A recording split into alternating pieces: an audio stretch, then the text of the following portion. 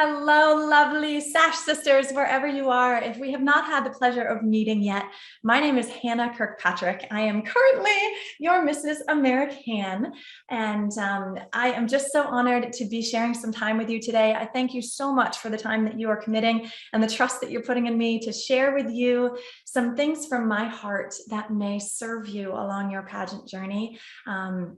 I just want to be really clear with you that winning a pageant is not about perfection. And let me tell you, girls, I am so far from perfect. It is insane. You should have seen how quickly I was just throwing out hair and makeup, and I couldn't get the hair right. And it was a big old ball of frizz about 10 minutes before we went live.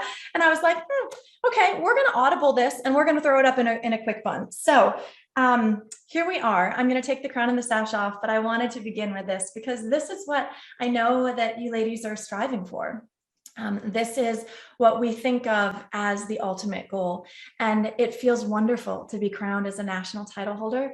I'm super honored that I am the very first Mrs. American with the prestigious Mrs. America organization, the longest running and most prestigious pageant system for married women in the world.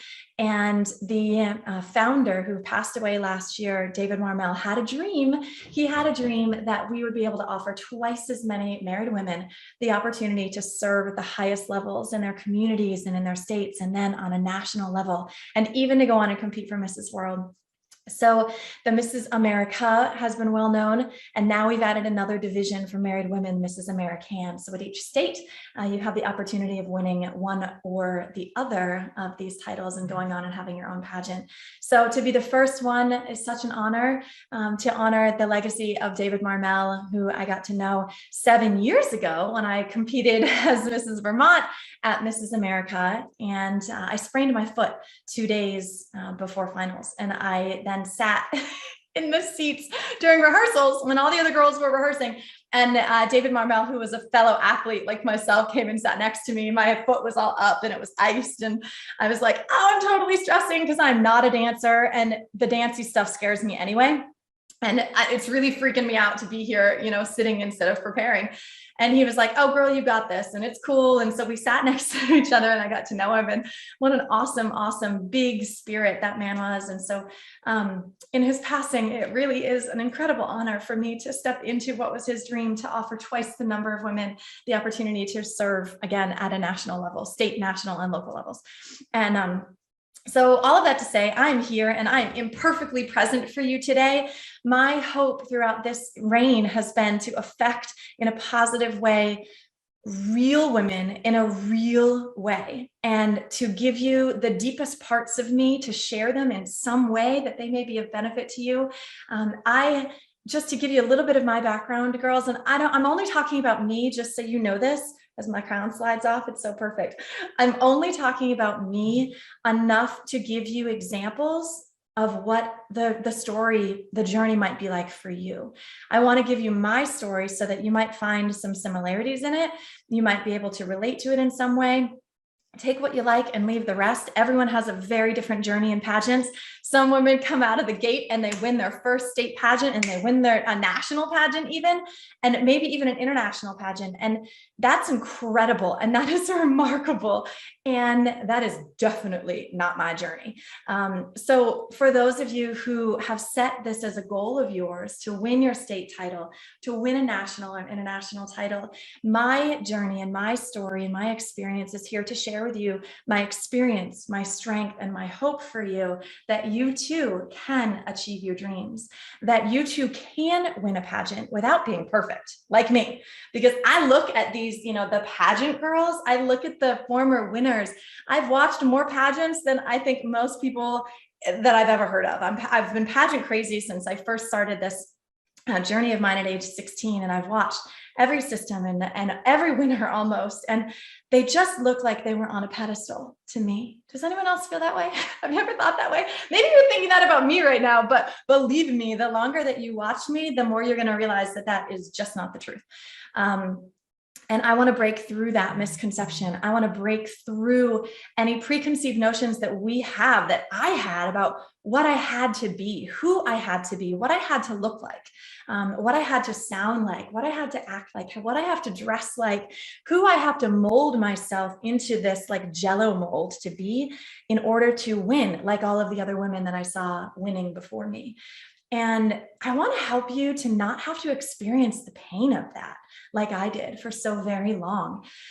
So when I'm talking about me, please know there is no part of me that is wanting this to be about me, ladies. All right. That is not why I stepped up 2 years ago now to win the title of Mrs. Arizona American. It is not why I showed up for nationals. It is not why I'm doing pageantry at all anymore. So it is actually when I started, it was about the validation. I had a hole in me that I needed filled. I needed judges to validate me, to tell me that I was good enough so that I would believe in my core that I was good enough. I didn't know then that it was a God-shaped hole that only a higher power could fill for me. And everyone has their own path and their own journey, to that. Every day I still have self-doubts. I still question myself, but I bring myself back. Look at the crooked crown. Oh, I love it. It's just so perfect in the metaphor for life. How to win a pageant and not be perfect. I started off by using pageantry for many years to feel like enough, because my entire life I have felt like not enough. For some reason, I came into this lifetime not being pretty enough, not being strong enough, not being smart enough, not being fast enough, not being domestic enough for my mom and business enough for my dad. And I'm not throwing them under the bus. That was my own misinterpretations of life and expectations of the world's rules on myself. But it's taken me, girls, I just turned 40 in June, like 40, old. I remember when I went to Mrs. America 7 years ago and I was 32, I looked at women who were older and I was like, oh my gosh, girl, she's almost 40. Like she's getting really old. And here I am 40. And I'm going on to compete for Mrs. World, and I'm in the best shape of my life. And I am filled with joy and most days peace. And I'm just filled with awe and gratitude. And it's just so incredible. But the bumpy road is what brought me to this place. And that's what I want to share with you, ladies. I want to meet you right where you are today. You might be in a place of complete excitement. You're going on to your state competition. You're going on to your national competition. You may be one of my fellow sisters in the Mrs. America program. America Week, ladies, is 4 weeks away, like T4 and counting. All right. We are launching soon on this trajectory. And what I want to leave as a legacy to you is the insights and the access directly to the national title holders that I wish that I had had when I was younger. I wish that even if I did talk to them, I know that even when I did talk to them, I often felt like they had this sort of queenly facade about them, which was wonderful. And if that's who they truly are, then fantastic. Be regal and royal and keep that energy about you. But girls, that is not my energy. I need the real. I need the guts. I need to know the problems and the struggles and the pain points, because I've learned in my life that we connect through vulnerability. Ooh, this is powerful for me. Okay, I'm going to be choking up apparently during some of this because my life lessons are rolled into this whole pageantry journey. And it's so meaningful for me to be able to have an audience like you, to be able to reach out and touch your heart, hopefully, and hold your hand and say, sister, whatever it is that you're feeling, whatever it is that you're going through, whether it's the fear or the excitement or the anxiety and the self-judgment and the self-doubt, and it's a mix probably of all of the above. I want to be able to meet you right where you are and say, girl, I have been there with you, and I will be there with you again, by the way, in January as I compete for Mrs. World. Like, I'm stepping up into my biggest dreams, which also come with the biggest amount of pressure, right? And I wished that I had had an opportunity to access a title holder. And I think the media, COVID this year has made us so much more accessible by media, social media, or now doing something like this, a challenge where we can have intimate time together. And it's not completely public, but it'll give us an opportunity to have one-on-one engagement and do some hard work together and have some fun together. And then at the end, have question and answer, which will be so cool. Oh, and by the way, I'm bringing in special guests, you guys. It is crazy. One of the most amazing things about being able to do pageants for me over the years has been the friends that I've made.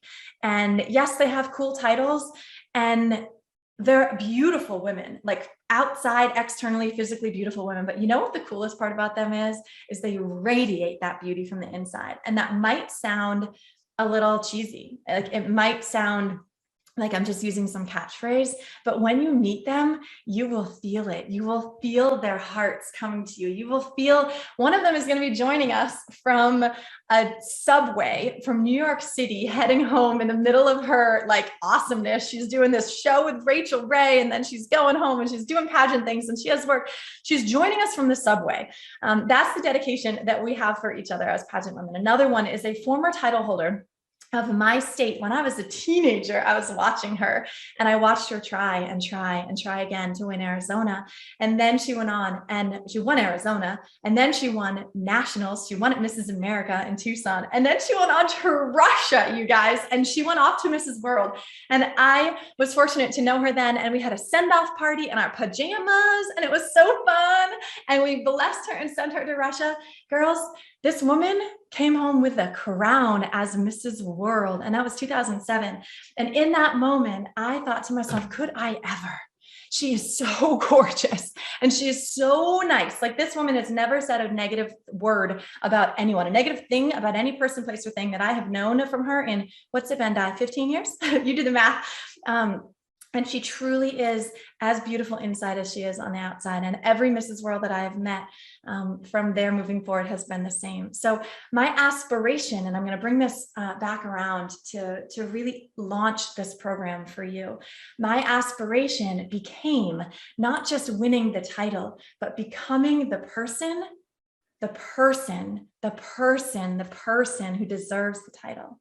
And yeah, the hair and makeup is important and it's fun. And I don't know how mine looks when I threw it on 5 minutes before I was about to start this, because I had to drive the kids to the carpool and get them ready in the morning and then do all the things like all of us are doing. So I threw on the hair and makeup. My hair was terrible, so I put it in a bun, and that is life. But it's not the hair and makeup. It's not the wardrobe. It is not the evening gown. It is not the interview dress. It is not saying all the perfect things in the perfect order, just the way that if you have a pageant coach, they've taught you to do it. Or if you have a director who's involved with your preparation, that they've taught you to do it. It is not about hitting every perfect checklist, ladies, that you have established for yourself in order to win, that will make you win. It's simply not that. And so that is the greatest myth from my 24 years in pageantry experience. Y'all, yeah, I might be old. I've been doing this gig for 24 years, and most of them have been terrible. Most of them have been losing. But I've learned every single time. And what I've learned in observing people all of this time is that it's not about the tacticals that are going to win this for you. It's about deciding first internally what your own success metric is for your pageant. For you, what will make you leave pageant weekend or pageant week or pageant 2 weeks if you're going to America week? What will make you leave, no matter what, if you end up with a crown on your head or not, feeling like you know you showed up as your most beautiful, most powerful, most effective, most vibrating, most magnetic, most delicious and loving and giving and honorable self? Those are the questions that you should be asking yourself, okay? So you know what, right now I'm going to take this off, because what we're going to start by talking about is success metrics, okay? Yeah, the crown is gorgeous. The bling is amazing, okay? I achieved a goal that I've been working on for 24 years by winning Mrs. American, but I don't believe that I did it because I was perfect. I know, oh, look at the hair popping out. Oh, pretty. I know that I didn't do it by being perfect. I know that it happened for me because I set out with the intention to be of service to others, to come from this place all week, to live out of my heart all week, and to give and to serve and to honor other people's paths. My success metric is what I focus on. And so that's where I'm going to start with you guys, to define your success metric. And you might not know exactly what that looks like yet, and that's cool. We'll talk about that. But mine going in to both my Mrs. Arizona weekend as well as then America week, I think I am at my best self. And here I want you to be reflecting about you. Okay. You're going to hear me, but in me talking, it's really just to be a mirror to you in your awesomeness, in your glory, and all of your own special gifts and talents and creation. Okay. For me, I'm in my best when I am out of myself and I stop being selfish, Hannah, what's in it for me? And I start truly at my core being like, okay, how can I serve? The way that I am best designed to serve is to look for the gold in other people, to look for the gold nuggets in other women. And by gold nuggets, I'm not talking about the things that might look shiny to other people, that might look beautiful to other people. For me, in my experience in life, the gold nuggets are the ones that are buried, the ones that have sharp edges, the ones that may feel painful to you and not feel beautiful to you, but I see them as gold. And that is the gift, I guess. This is what I've been told. That is the gift that has been given to me, is that I can look into people and I can see those things about you that make you so magnificent, and I can show them back to you. So that was my success metric going into America Week. I said, God, help me to see the gold in women, those rough nuggets in women, and help me to build just this beautiful wall of support and encouragement and connection through vulnerability about those things, and help me to build bonds with women around that also want to encourage one another, because that's what we really want to do. You know, nobody wants to be in this place of competition and judgment and like, oh, look what she's wearing, I am not enough today. Or, oh, look at her, isn't she gorgeous? Like, she's an NFL cheerleader. Or, oh, that one's a supermodel. Ha, okay. Or that one's a professional dancer. Or that one is a Emmy award-winning journalist. And who am I? Like, I'm shrinking as I'm looking and comparing myself to these women. So instead, I have to work really hard consciously to not be in comparison, because comparison is the thief of joy. We've all heard that before. So instead, I'm looking for the similarities, and the similarities come in the pain points. They come in the vulnerability. And the greatest gifts that I had during Pageant Week, whenever anyone has interviewed me and said, hey, what were your highlights? Every single one of the highlights came from a conversation that I had with another woman where we talked about something that was deeply painful to us. And we lifted her and we celebrated her and we shined the reflection back of what we see, not as a vulnerability, not as a weakness, but as vulnerability being her superpower, as her resiliency and her courage and her strength to endure and her strength to overcome, and her absolute audacity to step out in her fullness by showing up for these titles, by showing up and putting herself out in front of her family and her community, not to say, hey, look at me, I'm awesome, I'm pretty. No. But to show up and say, look at me and what I'm breaking through. Look at the fears that I am busting through in my life to be able to show up in vulnerability. I mean, like, girls, we're in swimsuits, all right? We're in swimsuits in front of thousands of people and everyone online. And we are showing everything, right? Like, there's nothing that is not being shown. I have like drippy nose situation also happening. I don't know, maybe it's the lights. So yes, I'm also tissuing as we're doing this. But it's cool because, this is about how to win a pageant without being perfect. So as I wipe my nose, I'll continue. Every one of us brought to and brings to and will bring to your pageant, whenever that is coming up for you, a cover, right? A cover over the places that make them the strongest, so the most resilient and the most courageous, and to me, the most beautiful. And my success metric was to find those golden nuggets and to celebrate them about women, which looked like for me at every lunch. I didn't want to talk about, oh, tell me about your kids and your platform and tell me about how wonderful your life is and everything's glorious and blah, blah, blah. I got right in there in people's lives and was like, okay, here's what's going on with me, y'all. I am a recovering alcoholic. And I blew my life up 12 years ago, and addictive illness just completely took me out. I was a person of great promise, and then alcohol and addiction took me out. I ruined my marriage. My family disowned me, and I had to check myself into 3 recovery programs all at once in order to get my life back and to become a person that I respected and that I admired and that I wanted to show up and be. And it took all of that to bring me alive. And my greatest passion now in my life is sharing that experience with others so that they have strength, that they can overcome anything in their lives, whether it's internal or whether it's external happening to them. And that's why I'm here. Why are you here? And when I shared like that around the lunch tables and around the dinner tables, somehow that like vibration of like competition and perfection and putting on all of our masks to impress other women, it shattered. And I'm not saying that anything about like, oh, I'm awesome, or it's great, or you should do that. I'm just saying that's what my mission was. And I was successful in that. And I knew no matter what happened, when I was concluding the pageant, I had no expectation. I had no idea that I was actually going to win. Obviously, nobody does. But I knew that no matter what happened, if I lost one more time, lost by not taking home the crown and the sash and the title and the year, I would still literally be walking home a winner, because I knew that my success metric had been met, that I had poured into other women's lives. And maybe later I'll share some exact stories about that. Like, you know, the woman who talked about depression, and then her son was suicidal at home and she didn't even know, and she felt like a failure. And she felt like she was a complete fraud and a hypocrite, because she was spending her year as her platform talking about that. And yet she almost lost her son.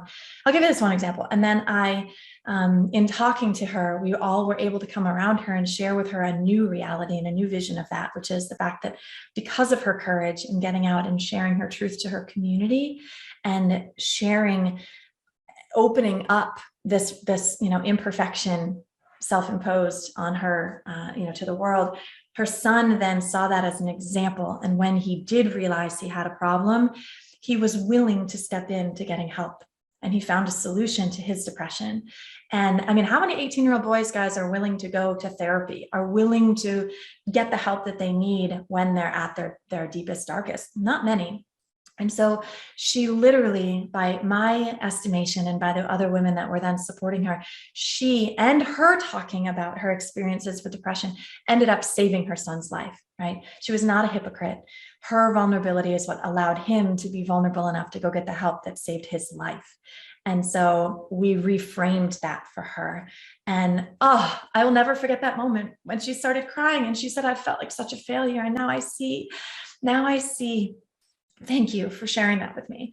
And when I cried with another woman who had lost her parent and had witnessed for 2 years a father going through dementia, and she supported that parent until his passing on.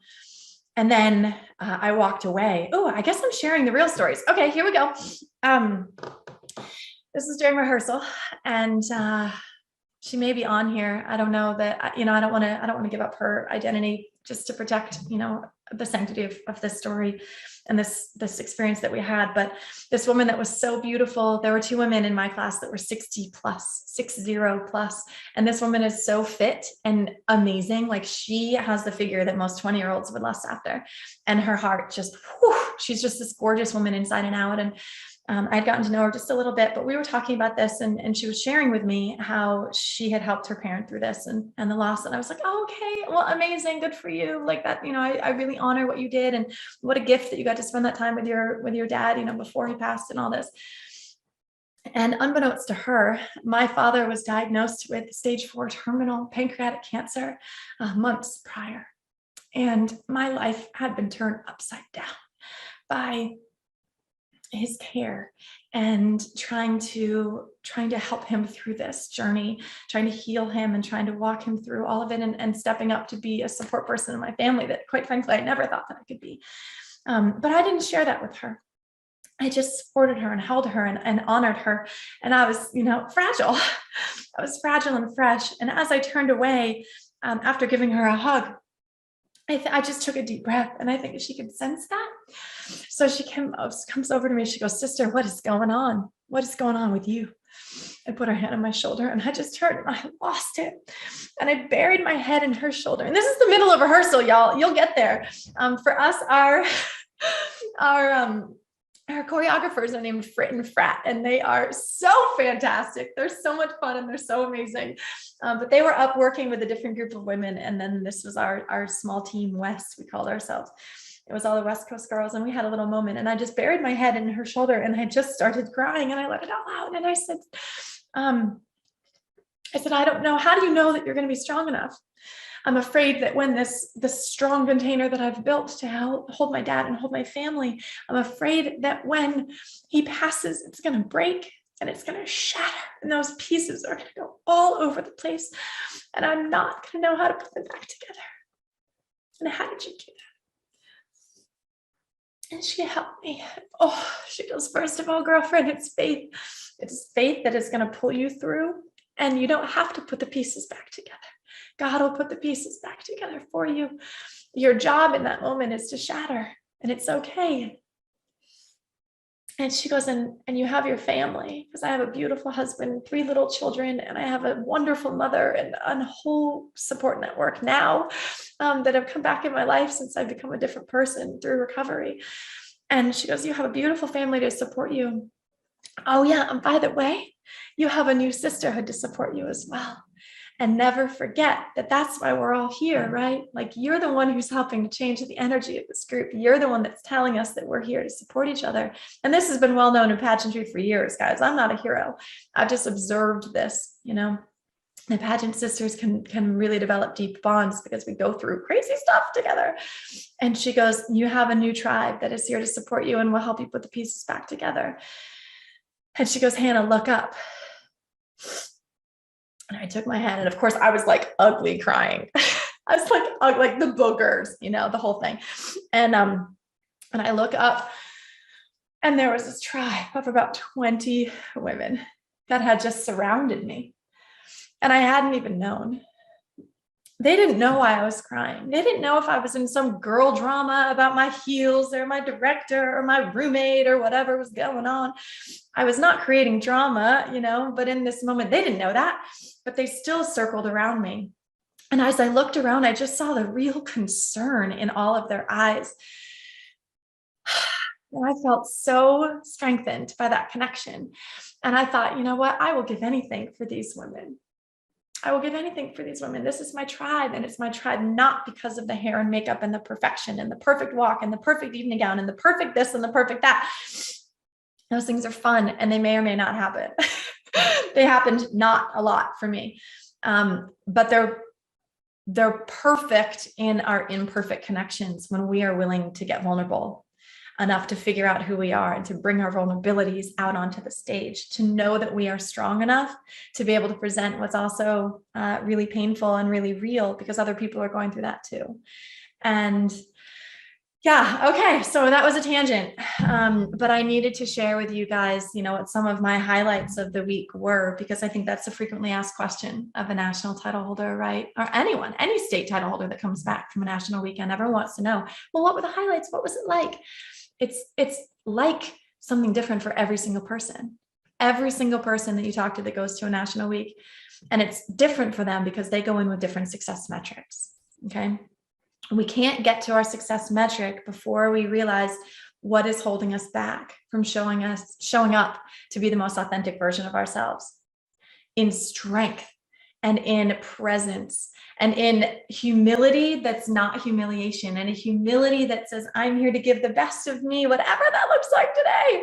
And if I fall on stage, okay. And if I trip, fine. And if I trip on my words in the interview, fine. And if I stumble in some way, shape or form, physically, emotionally, tactically, whatever it might be, that's okay too. Because today I'm okay with who I am and what I'm going to bring to you. I'm just going to give you my best, and I'm going to leave the rest. And that's going to be okay enough for this recovering perfectionist today. And that's what I want to share with you ladies today. I want to first identify the thing that is holding you back from showing up as your greatest. And it may be more than one thing, y'all. It may be this entire list, and that's okay. Why do you think I know this list of self-doubts that I'm going to share with you right now? You've seen it in the description for this challenge. I'm still boogering. It's official. You saw the list, so you could read through the list. And I'll put it up again at some point. But let's read through some of these things. The reason I know them is because my brain tells me these things. These are the things that also happen in my head that are my self-doubts. They don't just go away. They don't go away. All right? Pregnant pause. Did you get that? They're not going to go away. I can't just say self-doubt, go away. I have to name them. I have to put them out loud. And I have to prove to myself through examples that other people have broken through the illusions of these self-doubts in my head, the lies that they actually are. I need to show myself examples of people that have succeeded anyway. And at the same time, it's not an or, it's not a but, it's not an, I'm just going to tell myself everything's okay and I'm going to show up however I am and it's all going to be awesome. Well, that's great. Like, show up how you are and it's going to be awesome, but it doesn't necessarily mean that you are going to be what they're looking for to win either. Like, I'm just being honest. I came off a week with Tony Robbins like a couple of weeks ago, y'all. I'm being really honest right now. And that is what is going to happen. And there are calls coming in on my computer system. Okay. And so, yeah, you can just accept it all. You can just say, all right, I'm just going to accept all these things about me. And that is fantastic. And I love that. And I'm envious of that in some ways. But in order to actually achieve the success that we're looking for in our lives, whether it's in, it's not just the crown and the sash, y'all. This is success in our families, success in our businesses, success in our spiritual walks and our physical health, and all of the contributions that we can give to the world in this one lifetime that we got, right? It has to be an and. It has to be, okay, let's look at the crap. Let's look at the things that may not, be perfect, these self-doubts, and like accept them and do our work, whatever we can do to change them, to improve them in a way that we can just do our best and leave the rest. And in order to do that, then we move into the sort of stuff that we've been taught in the business world and in school, like have a long-term goal and then have a midterm goal and then have a short-term goal and have action steps there to actually tactically make a difference every day in what you're doing to get you to the achievement of those goals.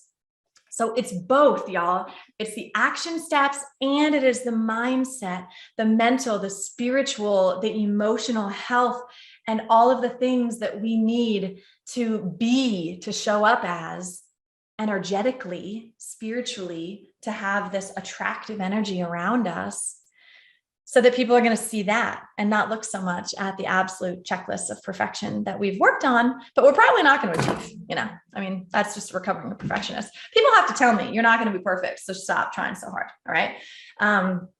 So that is where we're coming from. I want to go through this list with you of the self-doubts of people's objections. All right, I'm bringing out the notebook. People's objections to like why I can't win a pageant, why you can't win a state pageant, why you can't win a national pageant, why it shouldn't be you. Whew. Doesn't that feel heavy? It feels heavy to me to even just say this. Why I can't? I'm not going to subscribe to that theory. I'm going to subscribe now to the theory of why I can and what do I need to do to become the person who can. All right, that's the new mantra. Instead of why I can't, it's what do I need to do to become the person who can? And in that, we will find solutions to all of these here. This is how I've jotted down my notes for you guys and the objections and the self-doubts. We have objections like, tell me if you relate to any of these, like I'm too heavy. I'm too fat, if we can say the F word. I'm too fat, I'm too big, I'm too heavy, I'm too round, I'm too big bone, whatever you want to call it. I'm too big. I'm too old. I'm too young. I'm too thin. Okay. All of them have opposites. And if you're worried about being too fat, I can guarantee you that there's someone on the other side who is worried about being too thin.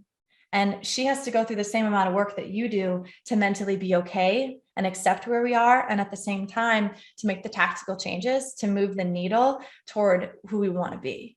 Okay. There's no judgment on these. There's no good, bad, right, or wrong. We all have the self-doubts on one side of these coins. It also allows us to look at each other with empathy, right? And to try to feel the pain of what it feels like, that we're all going through this stuff.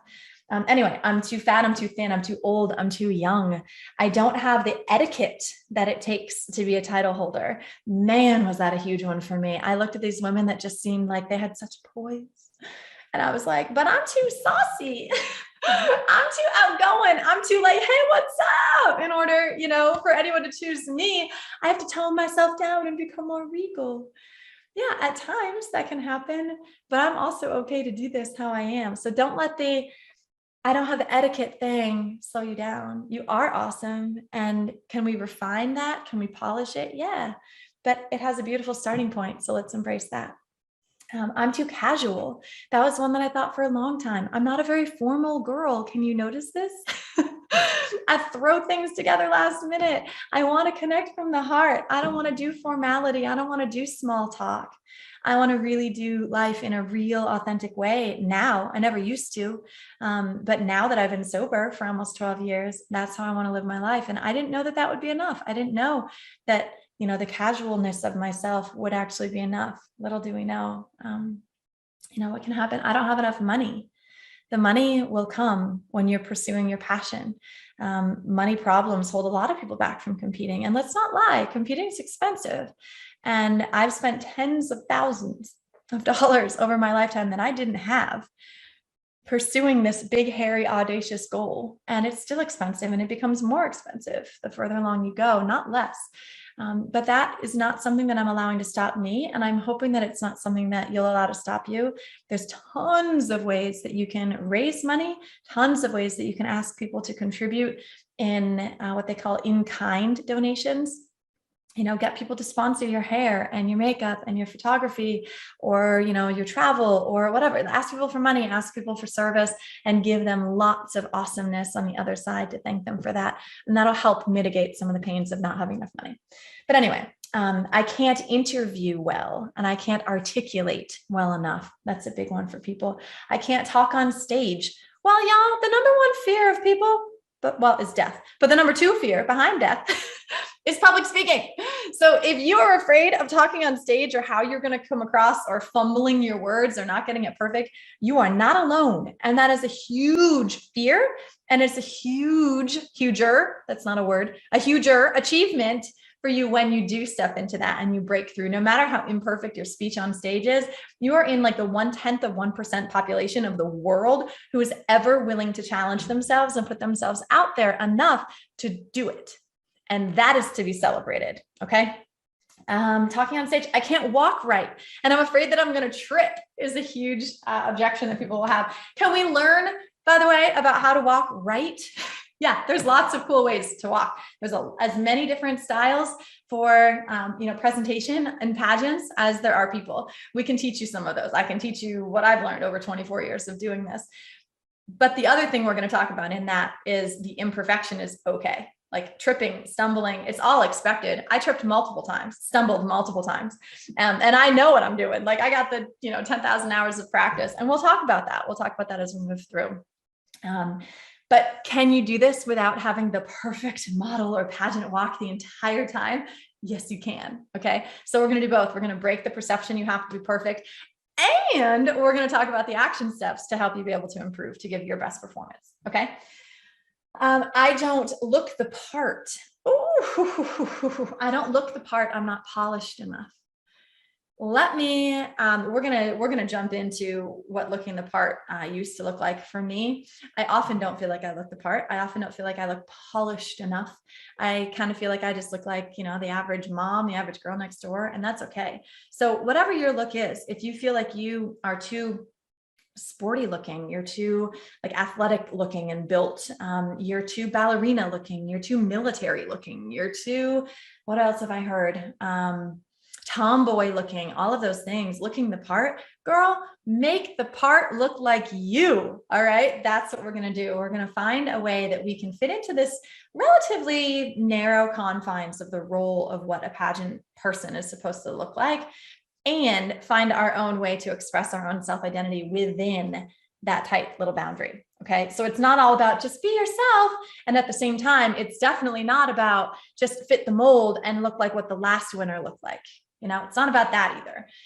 And so it's somewhere in between. Within the mold, figure out a way to look like your most authentic self. And I guarantee you, if it is your time, and if you are called to win whatever the title is that's in front of you, you have the opportunity to redefine what that role looks like.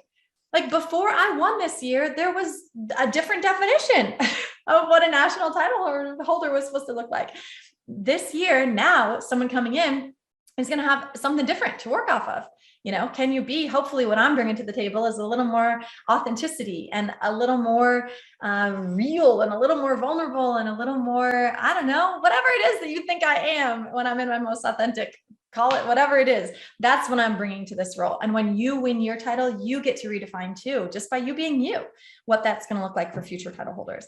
Nobody had, an image of what that was supposed to look like until someone stepped up, brought who they are to the role. And then future people looked at that and said, oh, that's a cool thing. I'm going to try to be like that. But instead, try to be like, the one who sets the trend instead of the one who follows the trend. Anyway, I'm not regal or graceful or polished enough. Has anyone else ever felt that way? I'm not regal or graceful or polished enough. Y'all, when I was sitting at America Week, right, at Mrs. American last week, I was looking at the two national title holders that were giving up their crowns. And they are both so beautiful and regal and queenly. And they were like quiet and coy and just this perfect, absolute textbook definition of what I thought that a regal queen should look like. And I remember thinking during that whole week, and I even talked to some other women, and I was like, if I have to be like that regal, I'm not going to win this thing. Like, if that's what they're looking for, they got the wrong girl. Like, this is not the job for me, because I can't do that. I just can't. I can't pretend. They're natural for them, and they were authentic for them, and a wonderful, beautiful, amazing women. But that's just not how I'm built. Like, I'm going to show up and I'm going to high five you as you walk by. You know what I mean? I'm not going to do this. And I remember saying to the girls, if that is what the organization is looking for a national title holder, then I'm out. Like, there's no way that they're going to choose me. And so what I learned in that is that obviously isn't completely what they're looking for. Be regal enough, right, that you don't embarrass yourself and embarrass the organization. But obviously it's cool to be a little less than perfectly regal, because, they hired me for the job. So anyway, I'm afraid to use my real platform is something that people talk to me about. And after I won, people reached out to me, because my platform is about sharing my story of being a recovering alcoholic. It's about sharing my story of being taken down by addictive illness, even as someone who had a great family and a great education and a great upbringing, someone who was least likely to be taken down by addiction. And it happened to me. And I share that story. And many, many, many coaches out there, many directors have said for years, do not air your dirty laundry. Do not show something that's so ugly, like being someone in recovery from something. Don't show something that's too ugly or too vulnerable as your platform.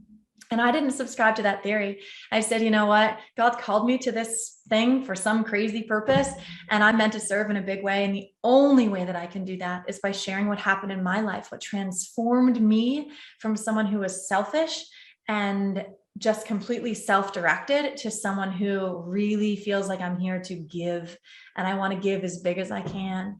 And so I share that journey, and it was just wild how it lined up, right? That happened to be the national charity organization of Mrs. America. This year it was Victoria's Voice Foundation. And it's all about this beautiful organization that is about combating the opioid, I can't say it, it's a hard word to say, the opioid epidemic and overdose deaths in America, particularly among young people. And they were looking for folks who could be spokespeople to that. What a perfect fit that is, I mean, it gives me the shivers. So for 24 years, I wasn't enough, or I was too much, or nobody wanted to hear my story. And this year, they specifically were looking for someone who could advocate for a lifestyle of recovery and talk about what that looks like. And that's my life experience. If I had shied from bringing that too scary, too much, too deep, too intense platform, like people had advised me against doing, I really believe I would not be sitting here today in this experience, sharing this with you, because I just would have been anybody else, not that everybody else on stage wasn't amazing. And these women are incredible. Many of them are on here just to support me today in doing this for you. But it just happened to be an alignment, that for this particular job and this role this year, that's what they wanted. It was a spokesperson who could really speak to that. And I spoke from my heart. And I think that moved the needle, in some way to allow me to do this. So I'm afraid to use my real platform. Girls, that is some outdated stuff. All right. That's as outdated as I was talking to somebody yesterday, and I won't call out names, but there's someone who's preparing to go to nationals, and her coach literally told her, you need to wear white because winners wear white. What? Is this 1985? I probably didn't disguise my feelings well enough. I was horrified. And I was like, okay, have you seen, by the way, a picture of last year? Of last year at Mrs. American, there was a sea of white and silver, top 15, all white and silver. There was one dress. Actually, there was a bright yellow, and she was fantastic. Nevada, I love her. She was in a yellow dress, and everybody else, it was white and silver. And then in the front with the crown on her head was a girl in a black dress. All right. Can you picture it? I should have a video to show you, but I don't know. I might be able to put it up in post-op or something, post-edit or whatever.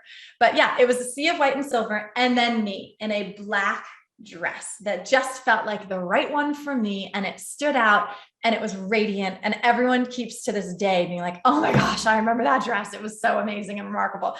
I mean, honestly, I think the dress won it. Apparently they didn't want me. They just wanted the dress.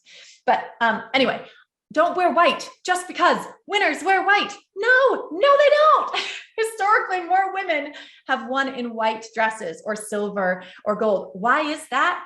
Because more women wear them, because more women are perpetuating that story. So it's just like you're statistically, your odds are higher that if you wear white or one of those neutral colors, that you will win just because more of us are wearing them.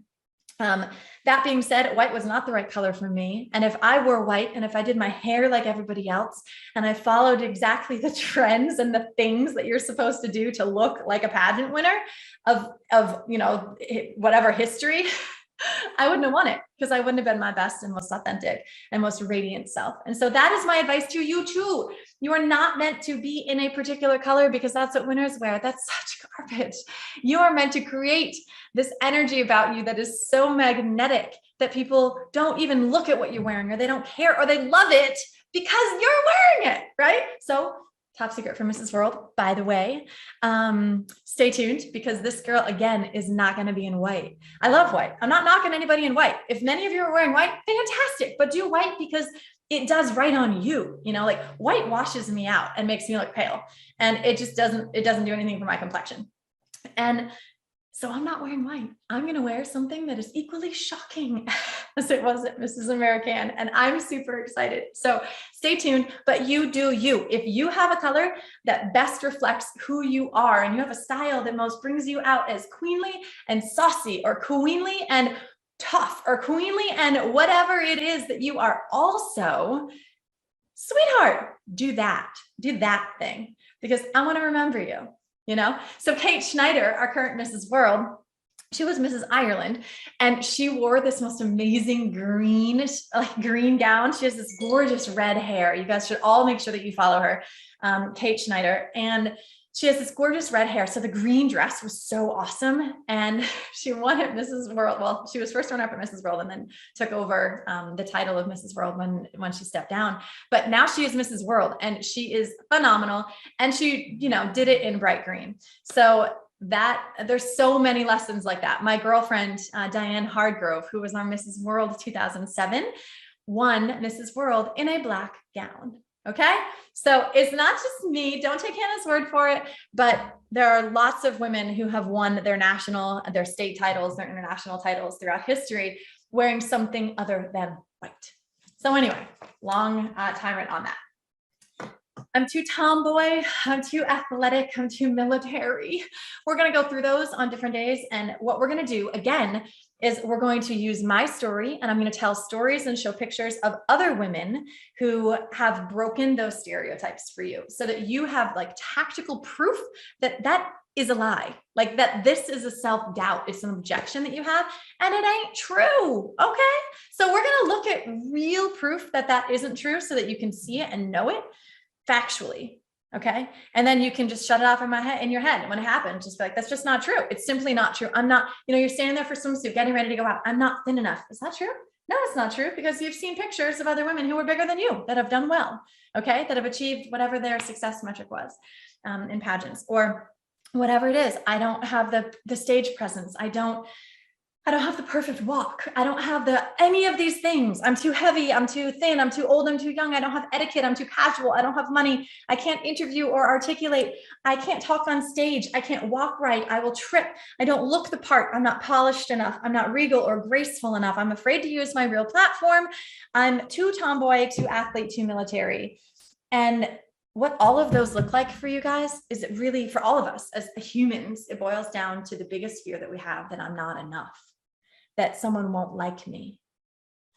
And we all want to be loved, and we all want to be accepted. And if we fall prey to these fears, what it's really allowing into our bodies is that fear of I'm not enough, I won't be liked, I won't be loved, I won't be accepted. And so let's look at objective disproofs and create those into illusions so that you can hold on to that in the minute that you need it. And let's also work to improve ourselves so that we can be the opposite of this thing, this fear, this concern. We can know deep down in our core that we have worked hard to be our best self in that area. Okay. It's not just accepting that we're terrible on stage. It's working to improve our onstage performance and then accepting when something happens. Okay. We need 10,000 hours of mastery. Research shows in anything that we're trying to do, we need 10,000 hours of mastery to really become proficient at it, for it to be muscle memory, to be a pro. So what we need to do is have 10,000 hours of mastery in these areas and accept that we may not, hit exactly the perfection goal in them, but that doesn't stop us from trying. Does that make sense? Okay. So that is the overall objective of this course. Okay. It's the mental, the emotional, the spiritual development to become the woman who deserves the position that you're going for. And it's looking objectively at our self-doubts and looking objectively at historic disproof of them so that we can tell our body and we can tell our mind, like, that just isn't true. I'm not subscribing to that when self-doubts try to take us out. And it's creating an action plan for success to improve in each area of competition. Because after all, that is so much of what pageantry is about. When you ask my husband, like, why do you support Hannah in this crazy thing called pageantry she's been doing for so long? It costs a ton of money. It takes her away from home. It's a huge emotional and financial drain on your family. Why do you support it still when he has many, many hours of wishing that he weren't supporting it? Let me just tell you. Because for a lot of reasons, it costs our family a lot to do this, and as it does yours. And he'll tell you that when I'm in pageant mode, I am refining every aspect of myself. I'm figuring out who I am today, what my belief systems are, who I am today in comparison to yesterday or 5 years ago or 10 years ago or 15 years ago. Who do I want to be? Who do I want to be? What's my legacy that I want to leave? What impact do I want to create today? Who do I want to serve? How do I want to serve them? How can I show up the biggest in my life? How can I have the best physical fitness that I can possibly have? How can my appearance improve? But how can I improve in every other way in my life? And what an awesome gift it is to have something like pageantry that can help us to sharpen every area of our lives so that we can show up the biggest for ourselves and for our families and for our communities, and then for the greater level of whatever it is that we're asked and we're invited to step up to and serve next. And so that's something that I love about pageantry, and the highly competitive person that I am, I'm not competing against anyone else on stage. And here I am. Yep. Drippy nose. Here we go. And I know that I am going to be showing up to Mrs. World. And again, this is about me, but I'm talking to you, and I'm talking about, I hear these doubts in your heads too. I hear them. Okay. You're going to be showing up just like I am when I go to Mrs. World in a couple of months in January. There's going to be girls there, women there that are like supermodels, y'all. They're going to be 6 foot tall and a size 0 or a size 2, and they're going to be runway models. And there's going to be women there that are NFL cheerleaders, and there are going to be women there that are TV anchors, and that are super hosts, and that are major social media influencers, and that are performers, and that are everything, like all the things that might intimidate you. There will be women there. Let me just get real heart-centered with you right now. There will be women there for you the same way that there will be for me, that are taller, that are thinner, that are more physically, facially beautiful than you. It's true. It's true for me. Okay. There's going to be women that are smarter than me. There's going to be women there that are like masters and PhDs and doctors and lawyers. Like I'm talking real, like doctors, like neurosurgeon. Like I've met some seriously insanely smart women that do pageants. There's going to be lawyers. There's going to be business people that are crazy successful. There are going to be people that are successful in every single walk of life. And you're going to go, oh, I cannot do that. They are X, Y, and Z more than me, different than me. Well, you know what I have learned? I've learned that we're comparing our insides, our muddy stuff, to their outsides. So get to know their insides and you're going to realize that, yeah, you're kind of pretty much the same. Okay. And the other thing is that I can't possibly be all of those women. I can't be the supermodel and the super mom. Like there are women, guys, who show up and have like 6 kids, 8 kids, and they do this really well. There are women who are fitness competitors and fitness models. And like, I can't be the best of that. And I can't be the best of the supermodel. And I can't be the best of the super mom. And I can't be the best at being like the super doctor or the super lawyer or the super, whatever. I can't be all of them. The only thing that I can be is the best of me. The only thing you can be is the best of you, because there is going to be no one else out there that can be a better version of you. So when you look at that 6-foot-tall glamazon, just know that is not what's going to win it necessarily, unless she does the internal work it takes to become the person who magnetically attracts this. And the same goes for every other single category. When it is your time, it will be your time. When it is her time, it will be her time if she keeps it up long enough and it is meant to be. All we can do is focus on being the best of us. I'm never competing against the woman next to me, no matter how amazing she is. And girls, this is the collection of the most amazing women in America. Like, let's face it. And then at world, yeah, the most amazing women in the world. Okay, let's face it. A little intimidating if I let it be. Or I can go, you know what? The only competition I have is with the version of me that I was yesterday. And that is the number one thing that I can share with all of you. If you ask me to get up and speak in front of millions of women today, or a small group of you, you would say, hey, Hannah, what is the secret? And the secret is one of them, besides becoming the woman who's ready for this in every way that you need to be. It's know that you are never competing against anyone other than the version of yourself that you were yesterday. Am I a little more loving? Am I a little more kind? Am I a little more focused on others? Am I a little more giving? Am I a little more able to be present in the moment? Am I a little more able to block out the competition and to focus on alliances? Am I a little more brave in looking for vulnerabilities that I can love on and support and cheer and share of my own and still love myself? Right? All of those things. Am I a little more XYZ? Am I a little more fit? It might be for you. Am I a little better at interviewing? Am I a little bit more fun on stage? Am I a little bit more polished? Am I a little bit more whatever? All of the things than I was yesterday. And when it becomes about that, I promised I would teach you guys how to win without being perfect. And this is it. When it becomes about that, being a slightly better version of yourself in every capacity or in multiple capacities than you were yesterday, you have won. That is always one of the success metrics. That is it. That's all there is. Am I a better version of me in XYZ way, fill in the blank, than I was yesterday? And if I can answer that with a yes, no matter if I end up with a crown and a sash or not, I can be proud that I achieved my goals and that I am amazing. And so are you. So I think that's enough for today, because I'm getting kicked out of my husband's home studio. And I think I've rambled for a long enough time. But tonight, you're going to open up the PDF that I made for you, and let me know. Also, give me feedback if there's things on that PDF that you want to have changed as you go through and do it. It'll be the 3 steps that you will take to improve. And for each of these things, I want you to write, check the box if you're not willing to improve. Here's an area that I should improve and I'm not willing to. Check that box. Check it if you want to or you need to improve. Check the box in the column if you will improve, okay, which you are willing to take action. You are identifying that you are committing to take action on improving that area. And then at the end, yeah, we've got a box for I'm good enough.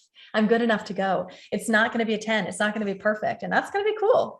Okay. But you're good enough. You're better off to be a 7 across the board in all these areas than you are to be a 10 in one and a 5 in all the rest. All right. So we're going to allow ourselves the work. And then we're going to allow ourselves the, yes, girl, I have worked hard. I've improved. I'm better than I was yesterday. I'm good enough to go and to show up as my brightest and most profound and amazing and whatever, inspiring self, or at least genuine, if not inspiring. So that is what we're looking at, guys. We're looking at showing up as your best self and winning regardless of the outcome. And I hope that you see now how I have set this up in order to actually create a framework for you to be able to do that. That's how the PDF is set up. If I can find the page. Okay. So the quick schedule, as you have that PDF in front of you today, was about mindset. Could you tell? It was about mindset. It was about ditching that head trash and defining your own success metric. Day 2 tomorrow is going to be about clarifying. It's about nailing your messaging. Day 3, we're going to be looking fierce. We're going to have you dazzling with your fitness, your face, and your fashion. And then you're going to have action items about what are you going to do to improve those in the time that you have before your actual competition. Day 4, you are going to slay the stage. All right. We're going to master this. We're not going to mental this. We're going to master your stage performance. If you guys need me to, I will take the camera and I will go out into the street and I will give you like a runway walking thing. I will give you stage tips if you want them. We'll talk about tacticals, or I can show you tacticals, whatever it is that you need. Most importantly, we're going to have you practice. We're going to have you practice, practice, practice. There are nuts and bolts on how to learn how to do this stuff. I mostly trained myself over what not to do and what I did badly over many years. And you can train yourself also. I can also help you if that's something that you like. I'm here to give and I'm here to serve and, you know, shorten the learning curve. But either way, what in the end it will take for day 4 is that you are here to master your energy and your presence on that stage. You are not here to mental it. No amount of perfect technique is going to do that for you on stage. Okay. And day 5 is my final hurrah. Day 5 is the fun of bringing in national and international title holders, because these girls are amazing.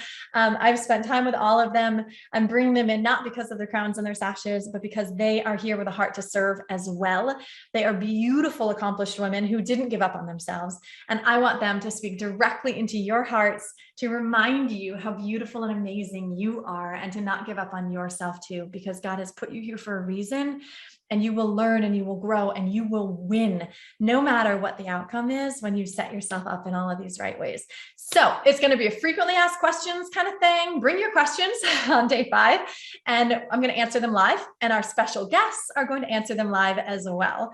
So I won't reveal them right now. I'll reveal them when we get closer, but I already have 3 national and international title holder, or 4 actually, committed to being here sometime during the week for you. So signing off as your Mrs. American 2021. I love you all. Shoot me comments, send me messages. Let me know if there's any technical difficulties, I guess, with the PDF, but fill out your action plan for tonight, and we will start by reviewing that tomorrow. See you on the other side.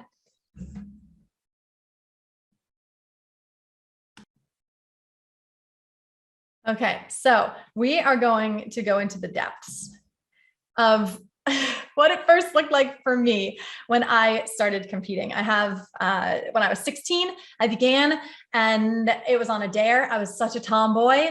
I got a postcard in the mail. I'll give you the real Cliff Notes version. I got a postcard in the mail to compete for Vermont Teen USA. And I had never worn shoes, like heels. I had never worn skirts. I was a 3-season athlete, skinny, gangly, awkward, really bad skin, really bad hair. I chopped it all off and turned it orange and lots of colors that were not attractive. There was nothing graceful. There was nothing pageanty. There was nothing feminine really about me. And I was challenged. Someone told me, like, when this postcard came to my house, y'all, literally my brother was there and a couple of friends, and they started laughing.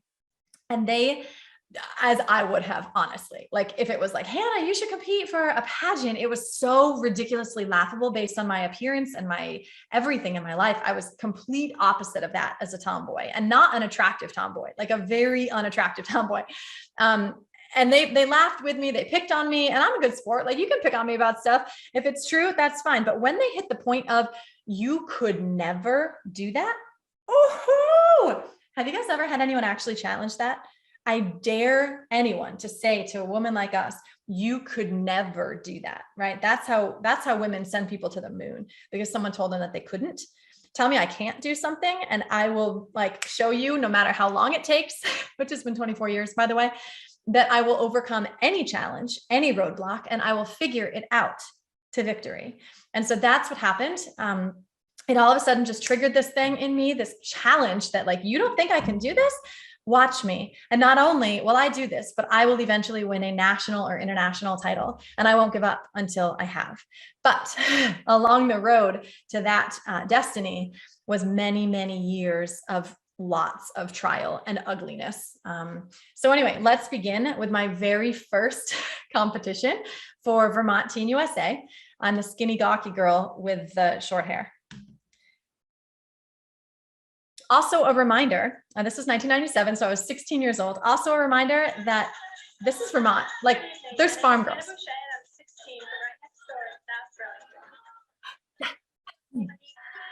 Blazer. Do you like the blazer? Okay, so I'm walking like this.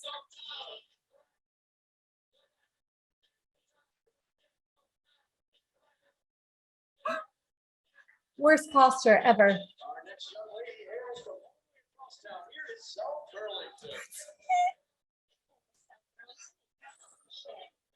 Look at those heels.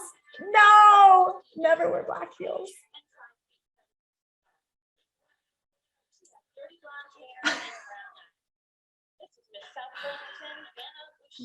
Oh, that hair. What do you guys think? Do you like the gelled back, puffy hair look?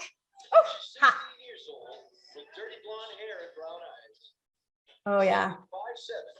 She hopes one day to become a doctor. She's enthusiastic, athletic, and ambitious. Those things are still true, but look at that hair. That was our maiden name, of course. I bought that dress in the back of a clearance rack in a department store because it's all I could afford. And it obviously was not a great choice, but that's the best that I had. The girl behind me in the blue, Dawn, actually from Vernon, won, and she's super sweet, and it was amazing. But like, guys, this is the beginning. This is how it started for me. And yeah, it was just not good. There's a lot about it not good. So I'm going to fast forward and I'm going to save you. Oh yeah. See that jacket, that blazer? Check that blazer. Hot, right? Okay. I'm going to fast forward this. And then it will take us into, so you get to see where I come in dead last in Vermont, which is a place with very little pageant experience. Here's me talking on stage. Yeah, that's awkward. I know close-up is a toothpaste, but I think it probably means something like this, something else in here. What is close-up and how are you involved?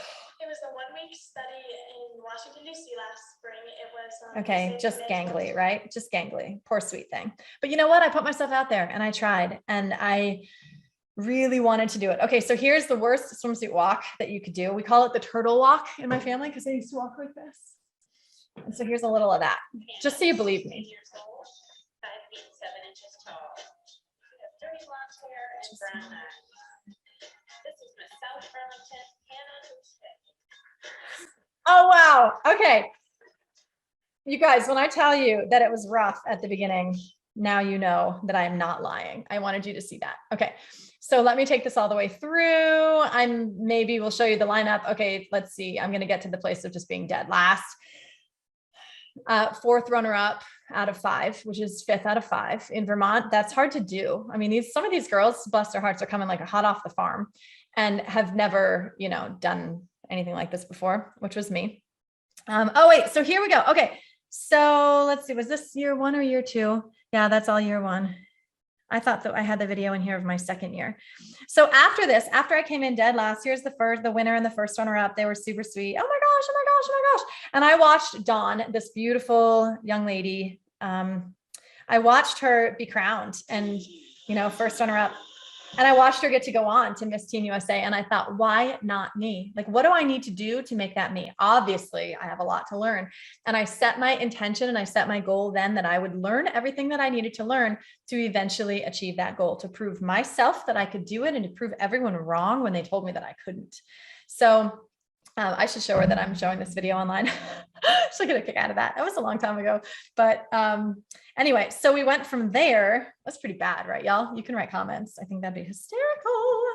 And then I even took myself down to Massachusetts for this other tiny little pageant called Miss Shooting Star Nationals, just so that I could start to get the practice. And this was one of those like Jean-Benet Ramsey style pageants. I don't know how else to describe it.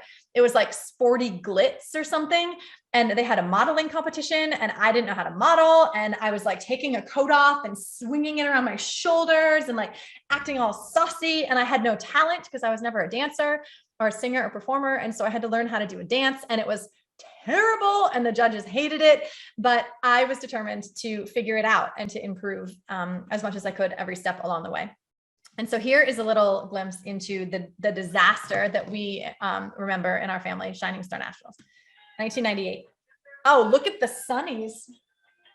It's Beach Boys. Do you hear this? Look at that. Hair in a bun. It's getting a little longer. Bad bun. Work in the corners. Getting a little better, a little better. Oh boy. Oh, it's cringy, guys. It's cringy. But go, girl. I want to like cheer on my 16-year-old self. Like, you got chutzpah. Do it. Do it. There was no striking a pose there. It was just very fluid. A pose would have been nice, but that's all right. Go, girl. Okay. Next time, get some hair and makeup. Hire the hair and makeup in the future. Here's me in the gown with the same slicked back gelled hair in a bun this time. I still have that gown. I loved that gown. And I still had that bad walk where I was walking forward, like leaning forward when I walked because I didn't know any better. Oh, just awkward. So my hands were out here. As I run it back up, my hands were out here. I hadn't learned yet, right? How to keep them kind of by your butt, how to do the. Oh, don't you just love this girl? She's trying. She's a hot mess, but she's trying. Let's see, what else can we find? Okay, painful to watch. I looked like none of the other girls. Let me show you that lineup again. Big puffy dresses, like super glitzy pageanty. And then there's me in the all black. Oh, that's funny. I didn't realize I wore black back then. The all black, slim fitting. I stuck out like a sore thumb. Here's the sportswear. Watch this.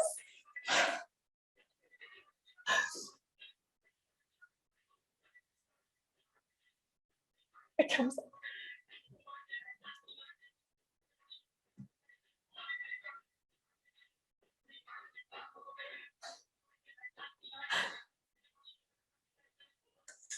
Boom.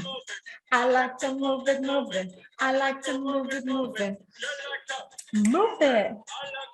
So there you have it, friends. That is how I started. So wherever you are on your pageant journey, have faith that you can improve. I can improve. If there's hope for me, if I could do this, then there's hope for you wherever you are. I'm sure you're starting leagues ahead of where I began. So it should be a wonderful journey for you. And I hope that I can be of some support and blessing, and that I have spoken some encouragement into your life today. Talk to you soon.